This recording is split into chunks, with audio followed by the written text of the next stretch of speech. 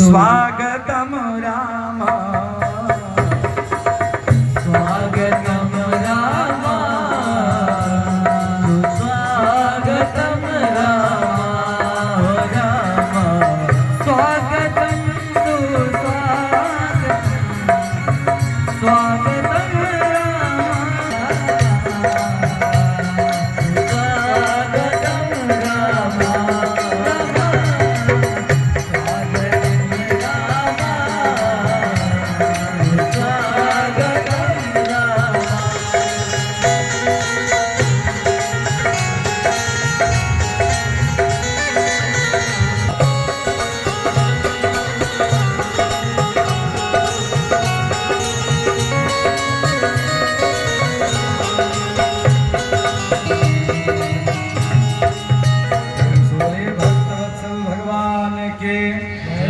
भरद्वाज ऋषि ने स्वागत सम्मान किया और उसके बाद आसन लगा दिया। भरद्वाज ऋषि बैठे, राम जी बैठे, लक्ष्मण भैया खड़े थे, उसके बाद माँ सीता बैठी, उसके बाद गुहराज निषाद खड़े थे और केवट खड़े थे। यहाँ विचार करिएगा, बड़ी सीखने वाली बातें हैं हम लोगों के लिए। भगवान राजकुमार हैं, मैं शोषित गरीब और आदिवासी हूँ, मैं आपके सामने कैसे बैठूंगा। बाहरे राम ने कहा, क्या मित्र, आप एक तरफ मित्र भी कहते हो। राम जिसको अपने हृदय से लगा लिया, राम जिसके नामों को लेकर कल्याण दूसरे का चाहता है, आप आज कह रहे हैं कि आप नीचे बैठेंगे। आप राम के मित्र हैं, राम से भी ऊंचे आसन पर बैठ जाइए, सामने आप दोनों बैठ जाइए। धन्य है राम, राम के सामने गुहराज निषाद केवट भैया बैठे। प्रमाण है राम ने अपने से बैठाया। उसके बाद यहाँ भी ध्यान दीजिए, भरद्वाज ऋषि उठे और अपने आश्रम में गए और आश्रम में भरद्वाज ऋषि कंद मूल फल अपने हाथों से ले आए, अब भगवान को दिए। अब भगवान ने कहा, हे भरद्वाज ऋषि, आपका नाम चारों दिशाओं में त्रिलोक में नाम बढ़ेगा। क्यों बढ़ेगा?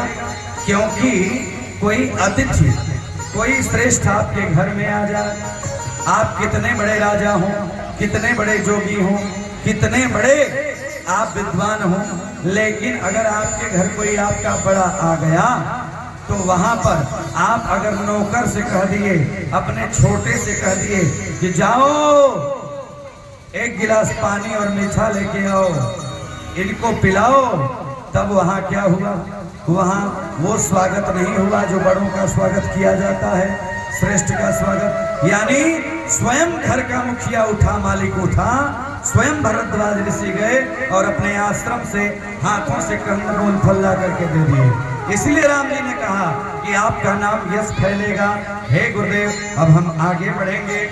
अब यहाँ पर भगवान आज जाकर ब्रह्म मुहूर्त में, जहाँ पर त्रिवेणी संगम है, संगम में इलाहाबाद प्रयागराज में जाकर के स्नान किया। स्नान करने के बाद कहा कि हे प्रभु, आज के बाद जो इस तीर्थ में स्नान करेगा उसका समस्त कार्य सफल हो जाएगा। प्रेम से बोलिए प्रयागराज धाम की जय। नमः पार्वती पते हर हर महादेव। वहां से आगे बढ़े, उसके बाद पहुंच गए किसके पास? अनसुईया के पद गई सीता, अनसुईया के पद गई सीता, अनसुईया के पद गई सीता,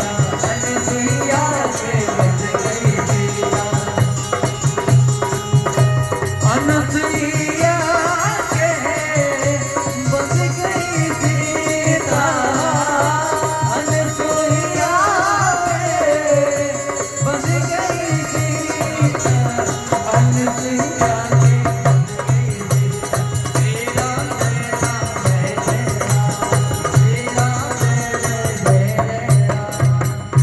अनसुईया जो कि उस समय की सबसे बड़ी कथावाचिका थी, लेकिन मंच पर बैठ करके कथा नहीं बोलती थी। विचार करिएगा, यहाँ सुधी श्रोता बैठे हैं, उस जमाने की सबसे अच्छी जानकार कोई था तो अनसुईया माता थी, लेकिन वो कभी युग में कभी भी हमको कोई विद्वान दिखा दे कि कोई महिला मंच में बैठ के कथा बोली, कहीं लिखा हो तो दिखाइए हमको। मैं निवेदन करना चाहता हूं, मैं किसी का विरोधी नहीं हूं, लेकिन मैं आपसे बताऊं, त्रेता में, द्वापर में, सतयुग में कोई पवित्र व्यास मंच पर बैठ करके कथा सुनाया हो तो बताइए। कोई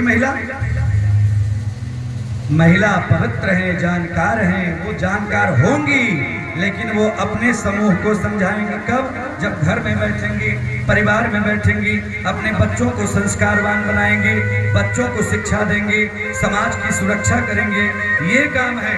और भगवान शंकर को जब कथा सुनना हुआ तो काहे नहीं अनसुईया के पास गए? क्यों कुंभज ऋषि के पास गए?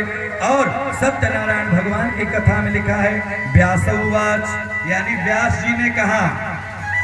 राजा परीक्षित को जब कथा सुनाना हुआ श्रीमद् भागवत में, तो किस लिए, क्यों सुखदेव जी ही सुनाए? उस समय भी बहुत बड़ी कथावाचक रही। कहने का मेरा मतलब कि कोई कथावाचक हो, मेरे कहने का तात्पर्य आप समझिएगा। यहाँ आजकल लोगों में एक भ्रांति फैल गई है कि महिला कथावाचक रहेंगे तो भीड़ ज्यादा होगी। हाँ, ऐसी बात है क्या? इस बार में आपके यहाँ कथा हो रही थी तो मैं लास्ट दिन आया था, मैंने देखा बहुत कथा जरूर सुनना चाहिए। अनसुईया जी के पास माँ गई, अनसुईया माँ ने खूब बढ़िया एक वस्त्र दिया। वो वस्त्र ऐसा था जो कभी अपवित्र नहीं होगा। अनसुईया जी ने कहा कि ये वस्त्र मैं दे रही हूँ, ये कभी अपवित्र नहीं होगा, ये हर समय सदा शुद्ध होगा। आप जब भी इस पे जल डालोगी, पानी डालोगी, ये शुद्ध हो जाएगा। अब नारी के विषय में थोड़ा सा ज्ञान दिया सीता जी को। अनसुईया जी ने क्या कहा कि देखिए 7 प्रकार की नारियां होती हैं, 7 प्रकार की नारियों का विश्लेषण किया, बताया कि एक नारी तो वह होती है जो अपने पति की आज्ञा का पालन करती है। दूसरे प्रकार की वह नारी होती है जो अपने पिता, पुत्र, पति का सम्मान करती है, अपने सासू माता की सम्मान करती है। तीसरे प्रकार की वह नारी है कि जो सदा ही अपने पति की बात को मानती है। चौथे प्रकार की वह नारी है जो अपने पति देवता की कभी बात नहीं मानती। मैं नहीं कर रहा हूं, पढ़ लीजिएगा, अनसुईया जी ने समझाया है। चौथे प्रकार की वह स्त्री है जो पति की कभी बात न माने। 5वें प्रकार की वह नारी है जो अपने कुल और मर्यादा की लाज बचाते हुए अपने घर में रह जाती है, लेकिन कभी बाहर नहीं जाती, अपने स्वामी को ही इष्ट मानती है। और 6वें प्रकार की नारी वह है जो सास, ससुर, कभी सेवा नहीं करती, सास की, ससुर की, गुरु की कभी सेवा नहीं करती। 6वें प्रकार की नारी है। 7वें प्रकार का वर्णन मैं यहाँ से नहीं करूँगा, नहीं तो आप लोग कथा सुनने कल से नहीं आएंगे। निवेदन है, आप लोग अच्छे श्रोता हैं। 7वें प्रकार का वर्णन अगर कभी मैं आया तो बड़े भाव से करूँगा, लेकिन मुझे लगता है कि 1 प्रकार, 2 प्रकार, 3 प्रकार की स्त्रियां इस गांव में हैं, नारियां, बहनें, बेटियां हैं। इसलिए बेटियों के लिए हृदय से स्वागत, अभिनंदन, वंदन करता हूं। आप सभी एक बार इनके लिए जोरदार ताली बजाएं। अनसुईया जी ने 3 प्रकार की स्त्रियों का वर्णन किया। वही महाकाली है, वही महालक्ष्मी है, वही महासरस्वती है, जो आप तीनों इस गांव में विराजमान हैं विशेष रूप से। बोले भक्तवत्सल भगवान की। अनसुईया माता ने समझाया कि हे देवी, तुम्हारा कल्याण हो और तुम्हारे जैसी स्त्री अपने पति के चरणों में अनुराग लगाएगी तो आने वाले समय में राम और सीता का नाम हो जाएगा। धन्य है। इधर क्या हुआ कि राम जी प्रणाम किए, उसके बाद सीता मैया प्रणाम करने के बाद, कंद फूल फल लेने के बाद धीरे धीरे पंचवटी की तरफ बढ़े और वहां सुंदर एक कुटिया का निर्माण किया। भगवान श्री राम लक्ष्मण जी के द्वारा निर्माण हुआ। राम जी, सीता जी और शयन कर रहे हैं, लक्ष्मण भैया पहरा दे रहे हैं। और आइए हम लोग प्रेम से थोड़ा सा अयोध्या धाम की तरफ चलें। थोड़ी कथा वहां की भी रह गई है। बोले भक्त वत्सल भगवान की जय। यहाँ जब सुमंत जी महाराज मंत्री हैं आ गए और आकर के राजा दशरथ से प्रणाम किया। राजा दशरथ ने पूछा, क्या सुमंत मेरे राम कहाँ हैं? मेरे राम, मेरे प्राण कहाँ हैं सुमंत? हाथ जोड़कर सुमंत जी की आवाज नहीं निकल पा रही है। सुमंत जी हाथ जोड़े, जानते थे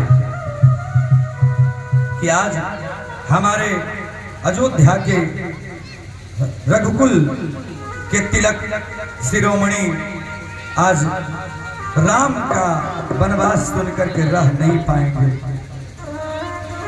दशरथ जी को जब सुमंत्र जी ने कहा कि हे प्रभु, राम जी नहीं माने, राम तो वनवास चले गए।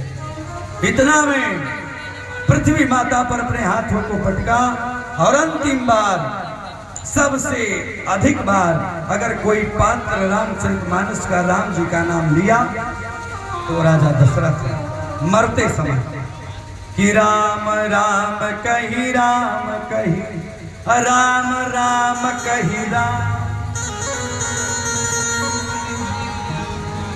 अंतिम बार पूरी राम कथा में अगर कोई पात्र सबसे अधिक बार राम का नाम लिया तो उनके पिता। अगर बेटे का चरित्र अच्छा होगा तो पिता मरते समय उसी का नाम लेंगे। राम राम कही, राम कही, राम राम कही राम। राम राम करते करते सुरधाम भगवान के धाम प्राण का अंत हो गया और आत्मवेग से कहा जाता है, जनमत मरत दुसह दुख होई। मरते समय बड़ा दुख होता है।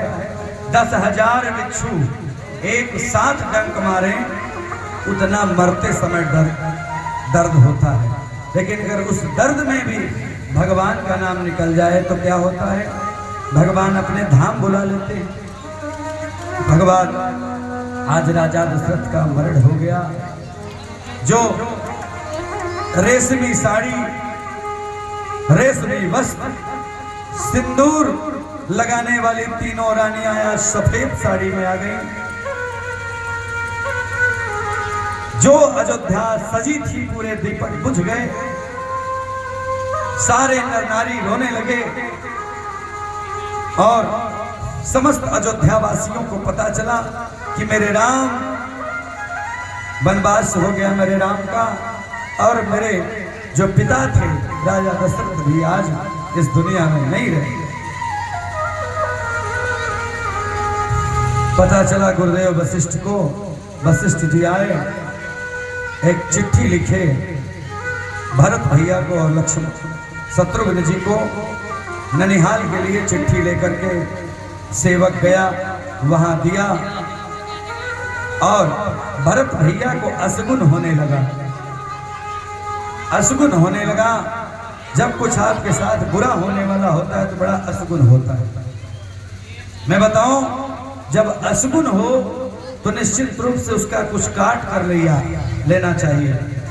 जब कुछ आपके साथ बुरा स्वप्न आए, कुछ बुरा हो तो मंदिर में जाइए, देवी धाम जाइए अगर यहाँ है तो। नहीं तो जहाँ पे हो उस मंदिर में जाओ और धूप दीप नैवेद्य से दिया दिखाओ और कहो, हे मां सदा ही हमारे परिवार को सुखी और संपन्न रखिएगा। नहीं वो दुर्भाग्यशाली होता है जिसके घर का होनहार चला जाता है, उस घर बड़ा कष्ट होता है। आज भरत भैया चल तो दिए लेकिन उन्हें बड़ा असुद होने लगा। जब धीरे धीरे धीरे आगे बढ़े, देखा कि आज जो अयोध्या चमक रही थी, दमक रही थी, आज अयोध्या बड़ी शांत पड़ी है। भरत भैया आए और सबसे पहले हंसते हुए मिल गई मंथरा। कौन मिला? मंथरा। मंथरा ने कहा हंस के कहा कि अरे भैया, मैं तो तुमको राज मुकुट देखना चाहती हूँ। राम का वनवास हो गया है और तुम्हारे पिता का मरण हो गया। इतना सुनते ही महाराज, इतना सुनते ही सुमित्रा को अपने पैरों से शत्रुघ्न जी प्रहार करते हैं और बेचारी की कमर टूट जाती है। बोलिए भक्तवत्सल भगवान की। आज भरत भैया आगे बढ़े, क्रोधित होकर के गुरु वशिष्ठ को प्रणाम किया और आज वशिष्ठ जी से एक प्रश्न किया कि गुरुदेव, आप जैसा गुरु त्रिकालज्ञ होते हुए भी आज हमारे पिता का मरण क्यों हो गया? भरत जी से बड़ा सुंदर उपदेश वशिष्ठ जी ने दिया। क्या? हानि लाभ जीवन मरण अजस अपजस विधि। हाँ हे भरत, हम आशीर्वाद दे सकते हैं, लेकिन हानि लाभ जीवन मरण जस अपजस विधि। हाँ, विधि ने अपने हाथ में रखा है मरण, हानि लाभ जीवन मरण। तो हे भरत, अब जो आगे की प्रक्रिया है नहीं, अब मैं पहले अपनी माँ के यहाँ जाऊंगा। माँ के यहाँ गए और कहा, एक माँ कैकेयी, माँ नहीं कहा, आज के बाद ये भरत संकल्प लेता है कि तुम्हें माँ नहीं कहेगा, क्योंकि तुम्हारे जैसी माँ जो हमारे राम प्रभु श्री राम को, जो मेरे पिता तुल्य थे, उनको जंगल भेज दी। मेरे पिता जो चक्रवर्ती सम्राट थे, तुम कैसी नारी हो जो भारत की पहली नारी, तुम अक्षरों में गिनी जाओगी, लिखी जाओगी कि अपने सिंदूर को तूने अपने से उजाड़ दिया। मैं आज के बाद तुम्हें माँ नहीं कहूंगा। ये कहने के बाद भरत जी चले और माँ कैकेयी विलाप करने लगी, रोने लगी, भरत रोने लगे, पूरा परिवार रोने लगा। आइए हम लोग थोड़ा सा भाव प्रदर्शित करते हैं। भाव ही तो सब कुछ है, ध्यान से जय हो मैया तने हो काठानी मन में राम सिया भेज दियो रे मन में। हो मैया तने काठानी मन में राम सिया भेज दे मन। हो मैया तने काठानी मन में राम सिया भेज दियो रे मन में।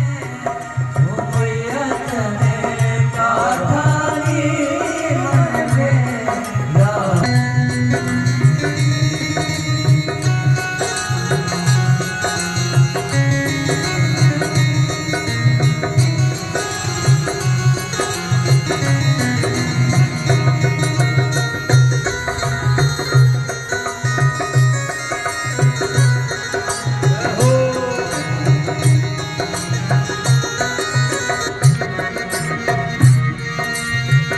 कौशल्या की खिल गई बाड़ी, कौशल्या की खिल गई बाड़ी।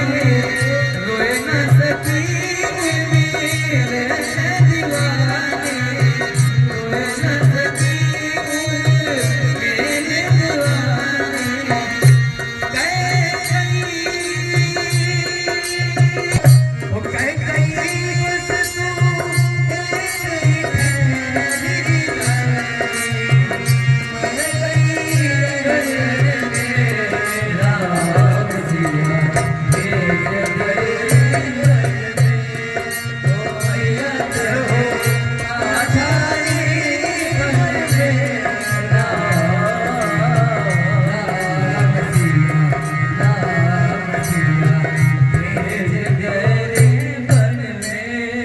बोलिए भक्तवत्सल भगवान की जय। सकुशल जाते हैं अपने पिताश्री का संस्कार करने के बाद गुरुदेव से कहते हैं, गुरुदेव मैं अपने बिना राम के जीवित नहीं रह सकता। ये आज भरत है तो सिर्फ राम के आशीर्वाद से मैं अब राम को मनाने चलूंगा। और राम को मनाने के लिए जब भरत भैया तैयार हुए, शत्रुघ्न के साथ समस्त माताएं तैयार हो गई। वहां से विदेहराज जनक को पता चला, जनक भी तैयार हो गए। यहाँ से पूरी अयोध्या तैयार हो गई और तैयार होके सब सज गए और चल दिए। कैसे? बिना जूता और चप्पल खड़ा होके, केवल पैदल पद यात्रा करते हुए धीरे धीरे धीरे जब आगे बढ़े, गुहराज निषाद अर्थात गंगा पर रहने वाले केवट, सबको ये पता चला। एक सैनिक ने बताया, अर्थात गुहराज निषाद से आकर के सैनिकों ने कहा कि लगता है भरत आज अपने राम और लक्ष्मण को जंगल में भी सही नहीं देखना चाहते। तो जितने भी उस वन में जंगल में रहने वाले थे, केवट सहित, निषाद राज सहित, सबने अपनी सेना तैयार किया और कहा आज सब हम सब एक साथ खड़े हो जाएं। अगर भरत राम का भाई है तो हम भी मित्र हैं राम के। अगर ऐसा हुआ कि अगर युद्ध करना होगा तो पूरी अयोध्या से आज युद्ध करने के लिए ये मित्र राम का तैयार है। पूरी सेना बना के सब खड़े हुए।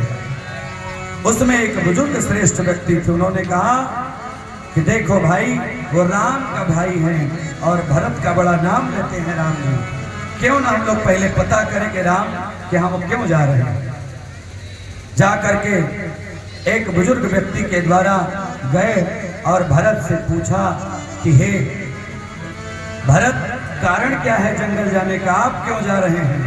भरत ने कहा कि क्या मेरे राम को आपने देखा है क्या? गुहराज निषाद आ गए। गुहराज निषाद ने कहा कि आपके भाई को तो हम भरद्वाज ऋषि के आश्रम तक छोड़ के आए, आपके भाई को तो हमने देखा।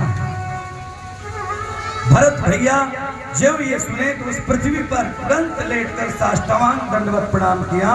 कहा धन्य है मेरे भाई, धन्य हूं मैं, कितना बुरा हूं कि मेरा भाई आज इस कंकरीट घाटीले पर्वतों पर आज मेरा भाई जा रहा है जंगल में और मैं आज महलों में बैठ रहा हूं। ऐसा कैसे?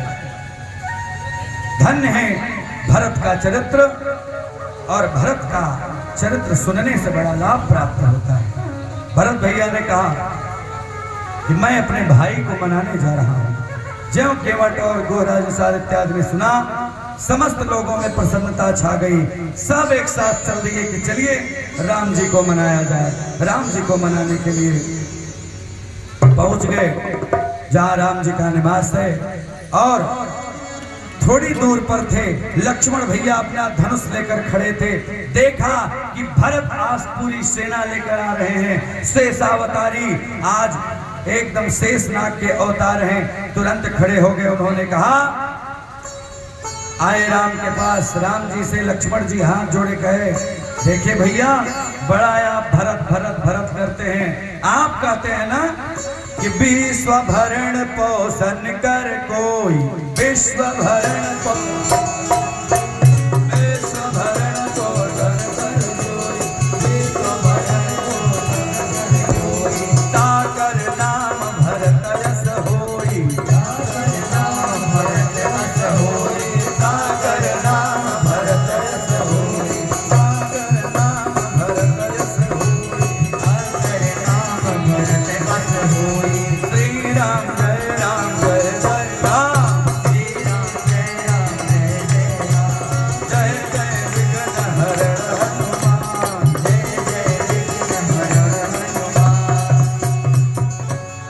अपने भाई की करामात।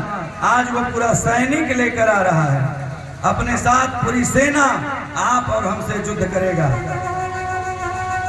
राम जी ने कहा, लक्ष्मण तुम बिना मतलब का नाराज हो जाते हो। ये समझो कि भरत जीवन में ऐसा नहीं कर सकता, ये राम का वाक्य है। देखो भरत क्यों आ रहा है, पहले जानो। भगवान की कृपा से भरत सहित, गुरुदेव सहित समस्त लोग आ गए।